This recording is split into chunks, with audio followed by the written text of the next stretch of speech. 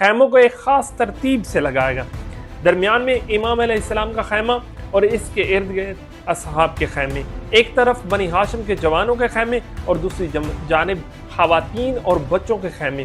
حضرت عباس علیہ السلام کو علم دیا گیا جو لشکر حسین علیہ السلام کے علم بردار اور غیرت کی جیتی جاگتی تصویر تھے۔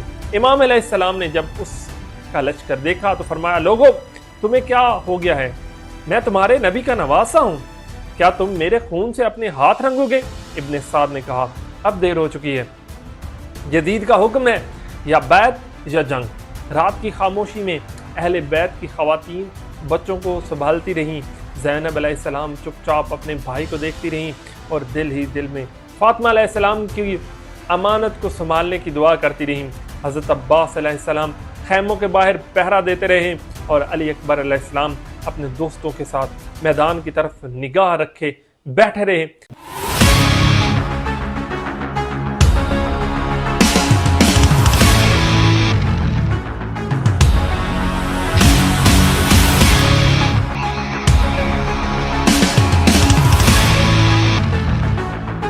آج 2 محرم اور حرام ہے اور اسی سلسلے کی کڑی میں ہم نے ایک سیریز کا آغاز کیا ہے جس کی دوسری قسط کے ساتھ میں حاضر ہوں، مدثر حسن بخاری۔ آپ دیکھ رہے ہیں فیس بک اور یوٹیوب۔ ہم اپنی دوسری قسط کا آغاز کرتے ہیں۔ دوسری قسط کا عنوان ہے کربلا میں خیمہ زنی اور امام حسین علیہ السلام۔ جب امام حسین علیہ السلام کا قافلہ 2 محرم الحرام 61 ہجری کو کربلا کی بے آب و گیا سرزمین پر پہنچا تو زمین تھمی تھی، آسمان جیسے رک گیا تھا، وقت رک گیا تھا اور فطرت خاموش تماشائی بنی بیٹھی تھی، کیونکہ یہ وہ لمحہ تھا جہاں تاریخ کی سب سے بڑی قربانی کا آغاز ہونے جا رہا تھا۔ جب امام حسین علیہ السلام نے اپنے ساتھیوں کے ہمراہ میدان کربلا میں قیام کیا، یہ کوئی عسکری مہم نہیں تھی بلکہ یہ وہ خدائی منصوبہ تھا جس میں آسمانی تقدیر نے ایک نواسہ رسول صلی اللہ علیہ وسلم کو کھڑا کیا اور دوسری طرف یزیدی ظلم و جبر کی طاقت کو۔ امام علیہ السلام اس زمین کو پسند کیا کیونکہ یہی وہ جگہ تھی جس کے متعلق نبی کریم صلی اللہ علیہ وسلم نے فرمایا تھا کہ یہ وہ زمین ہے جہاں میرا نواسہ شہید کر دیا جائے گا، اور فاطمہ علیہ السلام کے بیٹے نے اپنی اسی مقام کو آخری منزل چنا۔ کربلا پہنچتے ہی امام علیہ السلام نے خیمے نصب کروائے، فرات کے قریب قیام کیا تاکہ اہل بیت علیہ السلام اور بچوں کے لیے پانی مہیا ہو سکے۔ خیموں کو ایک خاص ترتیب سے لگائے گا۔ درمیان میں امام علیہ السلام کا خیمہ اور اس کے ارد گرد اصحاب کے خیمے، ایک طرف بنی ہاشم کے جوانوں کے خیمے اور دوسری جانب خواتین اور بچوں کے خیمے۔ حضرت عباس علیہ السلام کو علم دیا گیا جو لشکر حسین علیہ السلام کے علم بردار اور غیرت کی جیتی جاگتی تصویر تھے۔ ان خیموں کے درمیان ایک عجیب خاموشی تھی، جیسے سب جانتے ہوں کہ اب یہاں سے واپسی ممکن نہیں۔ اس دن کوفہ میں یزیدی فوج کا پہلا دستہ عمر بن سعد کی قیادت میں آن پہنچا۔ عمر بن سعد وہی تھا جس کے باپ سعد بن ابی وقاص صحابی رسول صلی اللہ علیہ وآلہ وسلم تھے، مگر دنیا کی لالچ اور رے کی حکومت کے وعدے نے اسے حق کے مقابل لا کھڑا کیا۔ امام علیہ السلام نے جب اس کا لشکر دیکھا تو فرمایا، لوگو تمہیں کیا ہو گیا ہے؟ میں تمہارے نبی کا نواسا ہوں، کیا تم میرے خون سے اپنے ہاتھ رنگو گے؟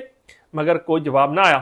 امام علیہ السلام نے فرمایا، میں تمہارے اس نبی کا نواسا ہوں جس نے تم کو ہدایت کی روشنیوں سے ہمکنار کیا۔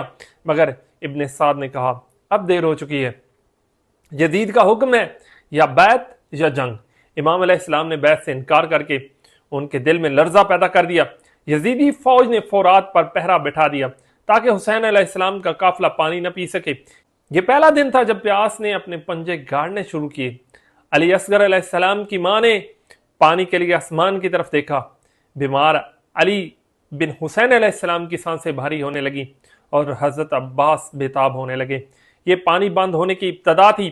امام علیہ السلام نے حضرت عباس علیہ السلام اور چند اصحاب کو بھیج کر بات کرنے کی کوشش کی، مگر ہر در بند تھا۔ عمر بن سعد کے پاس بھی امام علیہ السلام کا پیغام گیا کہ ہم جنگ نہیں چاہتے، مگر ہم اس فاسق اور فاجر کی بیعت بھی نہیں کریں گے۔ لیکن ابن زیاد نے سختی سے حکم دیا کہ حسین سے صرف بیعت لی جائے ورنہ انہیں میدان جنگ میں ختم کر دیا جائے۔ امام علیہ السلام نے اسی دن رات کو اپنے خیمے میں اپنی اہل بیت کو جمع کیا، انہیں تیار رہنے کو کہا۔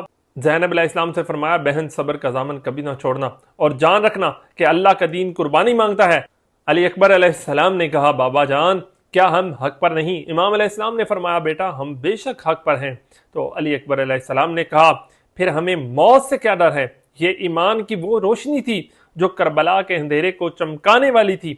इसी दिन हबीब इब्न मज़ाहिर, मुस्लिम बिन औसजा जैसे अजीम असहाब इमाम अलैहिस्सलाम के साथ खैमों में पहुंचे थे, जिन्होंने कूफा की खामोशी से निकलकर हक का अलम थामा। दिन गुजरता रहा, इमाम अलैहिस्सलाम नमाज ज़ोहर, असर, मगरब और इशा बाजमात अदा करते रहे। वो अपने असहाब के बार बार तलकीन करते रहे कि तुम रात के अंधेरे में जाना चाहो तो जा सकते हो। हुसैन अलैहिस्सलाम पर कोई बोझ नहीं, मगर सब के सब कहते रहे, या अबा अब्दिल्लाह, हम आपको कैसे छोड़ कर जा सकते हैं? हम तो इसीलिए आए हैं आपके कदमों में शहादत हासिल करें। इमाम अलैहिस्सलाम ने सबको दुआएं दी। रात की खामोशी में अहले बैत की खवातीन बच्चों को संभालती रहीं। ज़ैनब अलैहिस्सलाम चुपचाप अपने भाई को देखती रहीं और दिल ही दिल में फातिमा अलैहिस्सलाम की अमानत को संभालने की दुआ करती रहीं। हज़रत अब्बास अलैहिस्सलाम खैमों के बाहर पहरा देते रहे और अली अकबर अलैहिस्सलाम अपने दोस्तों के साथ मैदान की तरफ निगाह रखे बैठे रहे। सबके चेहरों पर नूर था, लेकिन इस नूर के पीछे आने वाले मसाइब का साया छुपा हुआ था। ये खैमा जनी सिर्फ अस्करी कदम नहीं, बल्कि ये वो अलामत थी कि हुसैन अलैहिस्सलाम ने अपने रब के साथ आखिरी मकाम तय कर दिया। ये वो खैमे उस सब्र, अज़्म और हकानियत की अलामत बन गए जो रहती दुनिया तक जिंदा रहेंगे, क्योंकि यही खैमे बाद में जलाए जाएंगे और इन्हीं खैमों से कैदी निकाले जाएंगे। इन्हीं खैमों से ज़ैनब सलामुल्लाह अलैहा के खुतबे जन्म लेंगे और इन्हीं खैमों में छोटे छोटे बच्चों की प्यास क़यामत का नोहा बनेगी। और पहला दिन 2 मुहर्रम वो लम्हा है जब करबला का मैदान अब एक इम्तिहान गाह में बदल गया। इमाम अलैहिस्सलाम ने खैमा लगाकर गोया ये ऐलान किया कि हुसैन अलैहिस्सलाम अब पलटने वाले नहीं, अब मौत हुसैन अलैहिस्सलाम के कदमों की मुंतजिर है और हुसैन अलैहिस्सलाम इस मौत को गले लगाने के लिए तैयार हैं, क्योंकि ये मौत जिंदगी को नई रूह देगी। ये मौत यजीदियत के चेहरे पर से निकाब उतार देगी। और यही वो दिन था जिसके बाद तारीख ने देखा कि कैसे एक तन्हा काफिला हक बनकर जुल्म के समंदर से उतर गया और वो खैमे गवाह बने इस इश्क के, इस कयाम के, इस सब्र के, जो सब्र हुसैन अलैहिस्सलाम उनके बावफा असहाब का हिस्सा था। और ये वो दिन थे, यादगार दिन थे, क्योंकि ये वो दिन था जब ज़ाहिरी तौर पर एक छोटे काफिले ने दुनिया की सबसे बड़ी ताकत को ललकारा, लेकिन दरअसल ये वो लम्हा था जब हक ने बातिल के खिलाफ क़यामत तक के लिए अपनी पहचान रकम कर दी।